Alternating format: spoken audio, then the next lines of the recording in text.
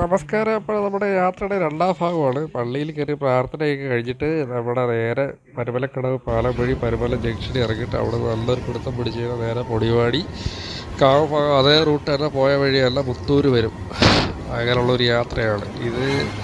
സാധാരണ ഇതിനകത്ത് തിരക്ക് കുറവായിട്ട് നിങ്ങൾക്ക് കാണുന്നുണ്ട്. പക്ഷേ സാധാരണ ഏറ്റവും കൂടുതൽ തിരക്കുള്ള റൂട്ടാണ് കായംകുളം തിരുവല്ല റൂട്ടെന്ന് പറയുന്നത്. നമുക്ക് ഫോർ വീലറിലേക്ക് പോകണ വണ്ടി നീങ്ങത്തേയില്ല. അങ്ങനെ എന്തായാലും നമ്മൾ പെരുന്തുരുത്തി എത്തി. കണ്ടോ, സെയിം അവസ്ഥ തന്നെ അങ്ങോട്ട് പോയപ്പോൾ ഉള്ള അവസ്ഥ പോലെ തന്നെ ഇവിടെ വീണ്ടും ട്രെയിൻ ബ്ലോക്ക് ആക്കിയിട്ടുണ്ട്.